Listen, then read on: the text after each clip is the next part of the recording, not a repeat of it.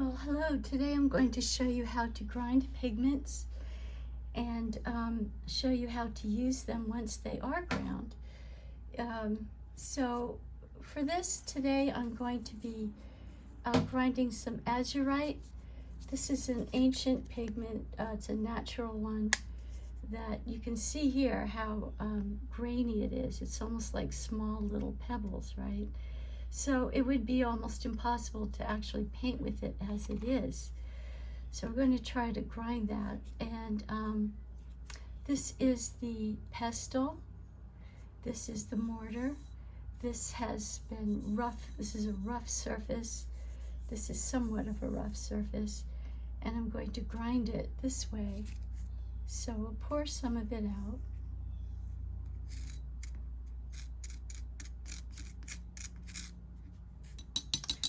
And then I will put some water on it.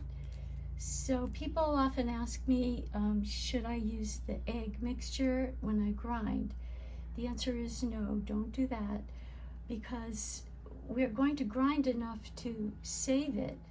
And if you can't really save it with the egg mixture in it, because it will go bad. Egg, think of egg, it does go bad. But if we use just distilled water to grind it, then we can save this pigment for a long time to come.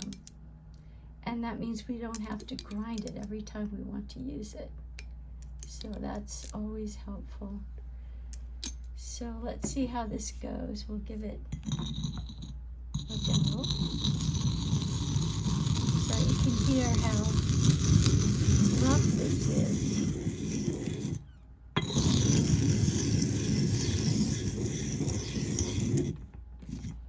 Then you can take your palette knife and scoot it back into the center so that you get everything in there.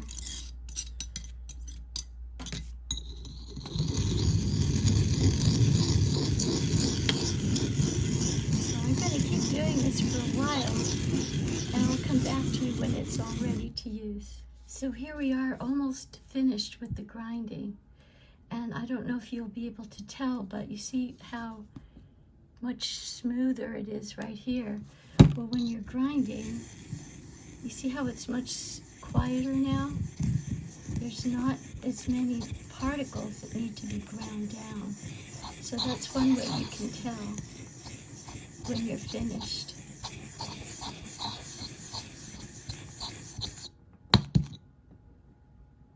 It's a beautiful color. So now we want to save that color for the future, for when we need to use it. So I have one of these little plastic containers, and I'm just going to save it in here.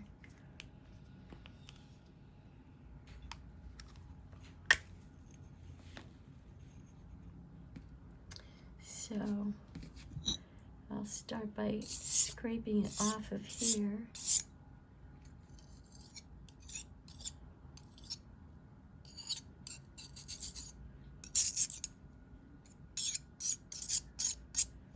Okay. And then from here, I will scrape it and start putting it in the container.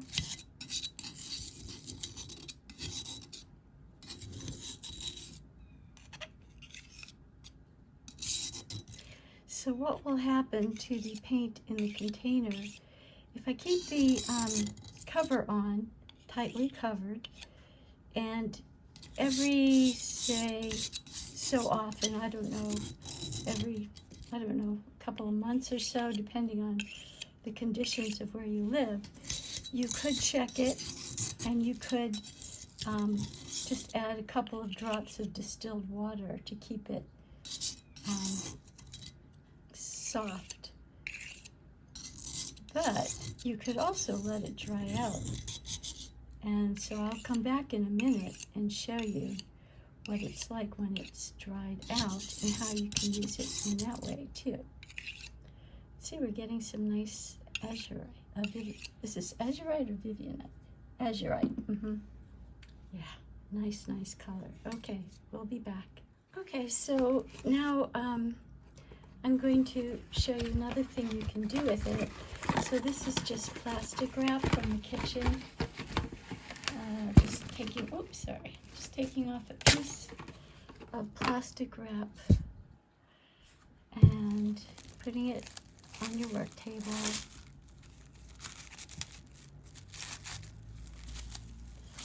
And then you can take the paint and whatever you have left, if you have any left, but let's say you did this instead of saving it in a little jar. See how when it dries, it starts to get a little flaky like this?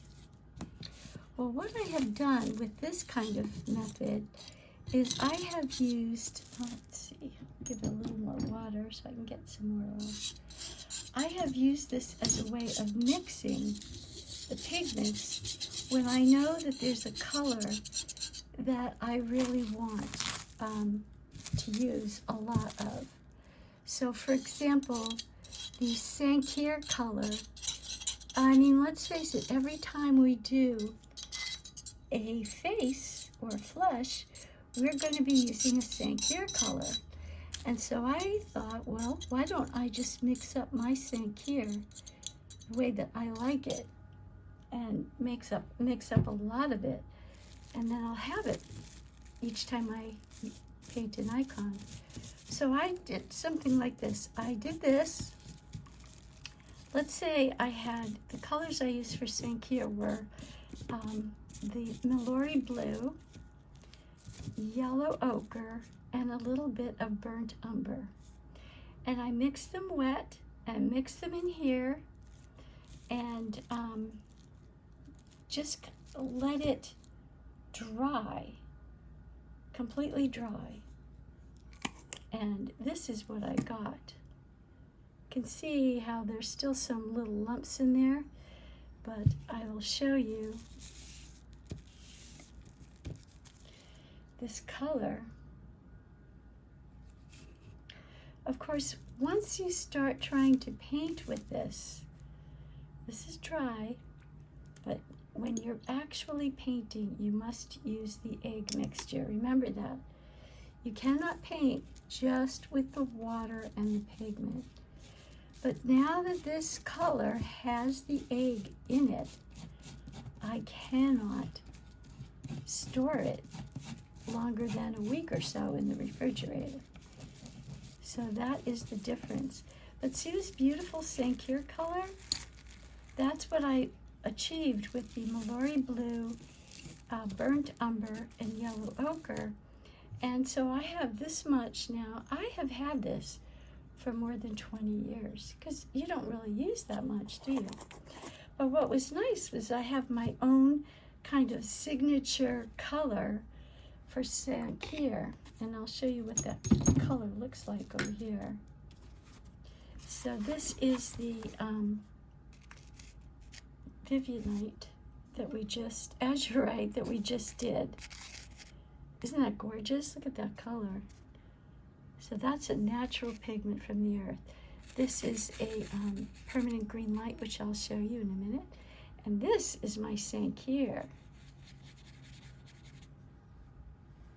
Isn't that beautiful? Of course, you could put more water in it and stretch it and see how it looks, you know, when you lighten it a bit too. But this, to me, this is the perfect color for flesh to begin on the rose krish. So that's another way you can use the pigments when you've got them all nice and ground. So aside from that, there's one more thing I wanted to show you. And that is these little palettes that I made. So one of my teachers, Koo Shadler, teaches painting in egg tempera this way. You see, each one of these wells is a color that has been mixed with water and just left to dry, right? So these are totally dried out, as you can see. And then when you're ready to paint, like about 20 minutes before you come in to paint, you take your distilled water and you just put a few drops in and let it soften. Now I've done that with a few colors here. Well, I did the sink here. Not sure if I did this one, we'll see. And you're going to say, well, how do you know which color it is? Well, I also, at the same time as I made each one of these, you know, and I did it for each color. So like this is the green and blue palette. This is the yellow palette. I did a purple palette and dark red palette. Each color group, I made one of these. And I had a sheet in my sketchbook where I drew the circle and I drew all the little round circles here, and I put an arrow and I labeled each one what the color was. So if I have any questions, I can always go back and do that. So now we have our paint that we want to paint with, and we're going to just take a paintbrush and we're going to take a bit of the color, this beautiful color right here. You can see it without the light shining too much on it. And we can put it in the center, or you could put it into another well in a clean palette, and then take another color. You'd probably go for more of a yellow or something to mix with that. So I don't know how long it might take these to, let's see, here's my water right here.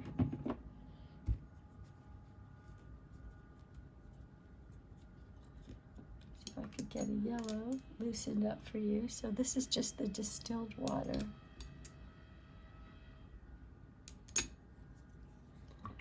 And if my brush is clean enough,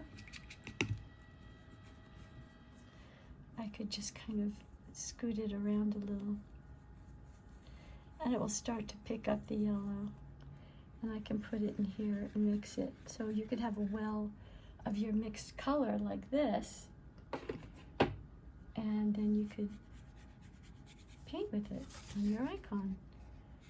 So that's just another way of handling pigments. A lot of people do use that method.